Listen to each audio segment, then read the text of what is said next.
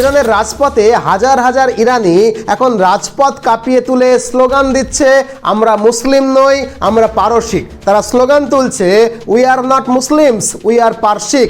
অর্থাৎ তারা প্রকাশ্যে ইসলামকে ঘৃণা করার কথা বলছে। শুধু তাই নয়, তাদের হাতে জ্বলজ্বল করছে পারসিক সভ্যতার পূজ্য দেবতা সূর্যের এবং সিংহের পতাকা, যেটাকে আজ তারা জাতীয় পতাকার সম্মান দিচ্ছে। আসলে ইরানের মানুষ দ্রুত ইসলামের বাইরে বেরিয়ে আসছে। এমনিতেই 2020 সালের ডিজিটাল জরিপ অনুযায়ী কেবলমাত্র 32% মানুষ নিজেকে প্র্যাকটিসিং মুসলিম বলে, বাকি 68% ইরানি আজ ইসলাম থেকে দূরে সরে চলে গেছে। এই পরিসংখ্যান প্রমাণ করে যে ইরান আজ ইসলামিক কট্টরতায় ক্লান্ত, আর তাই ইরানের যুব সমাজ ইসলাম ত্যাগ করে তাদের প্রাচীন পারসিক সংস্কৃতি এবং জেরোস্ট্রিয়ান ধর্মে ফিরে আসতে চাইছে। অর্থাৎ প্রকৃত অর্থেই ইরান জুড়ে চলছে এক সভ্যতার পুনর্জাগরণ।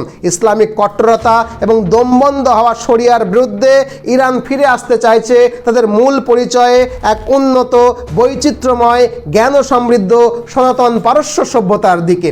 হিজাব পুড়িয়ে, পাগড়ি খুলে, অসভ্য বর্বর আদর্শকে চ্যালেঞ্জ করে তারা আজকের কালো পর্দায় মোড়া ইরানকে ফিরিয়ে নিয়ে যেতে চাইছে পরম বৈভবশালী প্রাচীন পারস্য সভ্যতার ইতিহাসে।